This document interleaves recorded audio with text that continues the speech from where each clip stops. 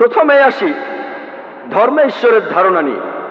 আসুন বোঝার চেষ্টা করি ঈশ্বর বলতে হিন্দু ধর্মে কি বোঝায়।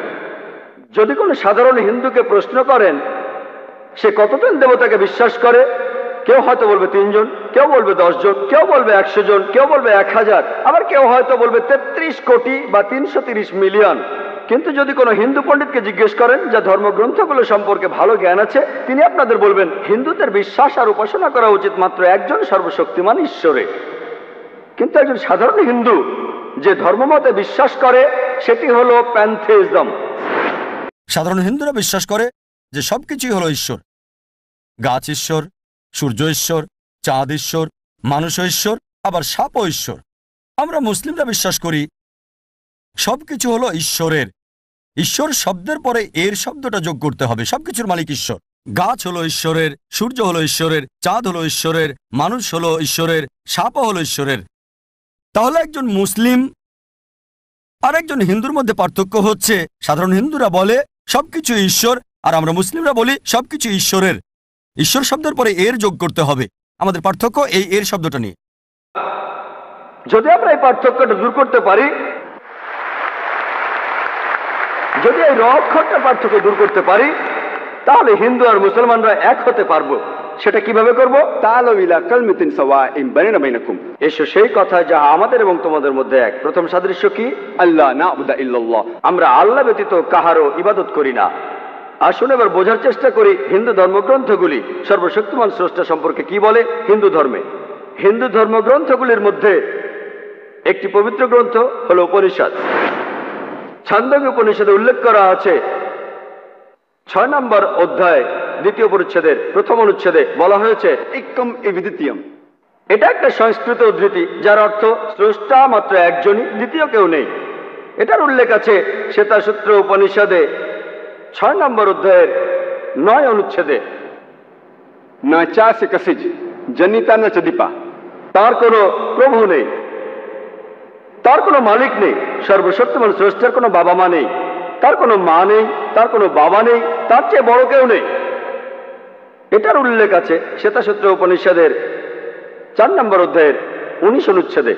না তস্যের প্রতিমা আস্তি, যার অর্থ স্রষ্টার কোনো প্রতিকৃতি নেই, সর্বশক্তিমান স্রষ্টার কোনো প্রতিমূর্তি নেই। এছাড়া বলা হয়েছে শ্বেতাসূত্র উপনিষদে 4 নম্বর অধ্যায়ের 20 নম্বর অনুচ্ছেদে স্রষ্টা হলেন নিরাকার। কেউ তাকে চোখ দিয়ে দেখতে পায় না, কেউ চোখ দিয়ে তার আকৃতি দেখতে পায় না। আর হিন্দু ধর্মগ্রন্থগুলির মধ্যে সবচেয়ে জনপ্রিয় হল ভগবদ গীতা। এটার উল্লেখ আছে ভগবদ গীতায় 7 নম্বর অধ্যায়ের 20 নম্বর অনুচ্ছেদে। সেই সব লোক যাদের বিচার বুদ্ধি কেড়ে নিয়েছে জাগতিক আকাঙ্ক্ষা, তারা অপদেবতার উপাসনা করে।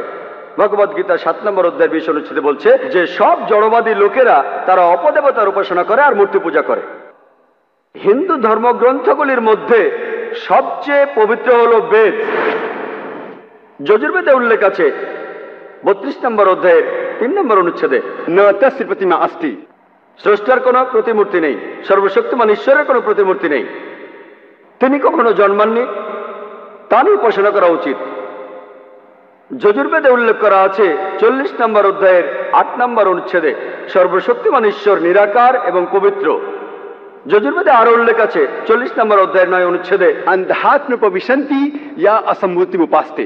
আধ্যাত্মা যার অর্থ অন্ধকার, প্রবিশন্তি অর্থ প্রবেশ করা, আর আসাম্বতী অর্থ প্রাকৃতিক বস্তু যেমন আগুন, বাতাস, পানি। তাহলে যজুর্বেদের 40 অধ্যায় 9 অনুচ্ছেদ বলছে তারা অন্ধকারে প্রবেশ করে যারা প্রাকৃতিক বস্তুর পূজা করে, যেমন আগুন, পানি, বাতাস ইত্যাদি। এখানে আরো উল্লেখ আছে তারা আরো অন্ধকারে প্রবেশ করে যারা পূজা করে সাম্মতি, অর্থাৎ মানুষের তৈরি বস্তু যেমন টেবিল, চেয়ার, মূর্তি ইত্যাদি। এছাড়াও উল্লেখ আছে অথর্ববেদে 20 নম্বর গ্রন্থ 58 নম্বর অনুচ্ছেদের 3য় পরিচ্ছেদে দেব মহা আসি, সৃষ্টিকর্তা হলেন সুমহান। আর বেদগুলির মধ্যে সবচেয়ে পবিত্র হল ঋগ্বেদ। ঋগ্বেদে উল্লেখ করা আছে 1 নম্বর গ্রন্থ 164 নম্বর অনুচ্ছেদের 46 নম্বর পরিচ্ছেদে একম সৎ বিপ্র বহুধা বেদান্তে। সত্য একটাই, স্রষ্টা একজনই, জ্ঞানীরা এক স্রষ্টাকে অনেক নামে ডেকে থাকেন, আর একই কথা যে স্রষ্টা একজনই, জ্ঞানীরা তাকে অনেক নামে ডেকে থাকেন। একই কথা আছে ঋগ্বেদের 10 নম্বর গ্রন্থে 114 অনুচ্ছেদের 5ম পরিচ্ছেদে। আর শুধুমাত্র ঋগ্বেদেই 2 নম্বর গ্রন্থের 1 অনুচ্ছেদে একে একে 33টি আলাদা নামে ডাকা হয়েছে সর্বশক্তিমান স্রষ্টাকে। এগুলোর মধ্যে একটি উল্লেখ আছে ঋগ্বেদের 2 নম্বর গ্রন্থ 1 অনুচ্ছেদের 2য় পরিচ্ছেদে, সেটা হলো ব্রহ্মা। ব্রহ্মা শব্দটার অর্থ সৃষ্টিকর্তা। শব্দটার যদি আরবি করেন অর্থ দাঁড়ায় খালিক। মুসলমানদের কোনো আপত্তি থাকবে না যদি কেউ বলে সর্বশক্তিমান ঈশ্বর হলেন খালিক বা সৃষ্টিকর্তা, কিন্তু যদি কেউ বলে সর্বশক্তিমান ঈশ্বর সৃষ্টিকর্তা, তার 4টি মাথা আছে, প্রত্যেক মাথায় একটি করে মুকুট, আমরা মুসলমানরা প্রবল আপত্তি জানাবো।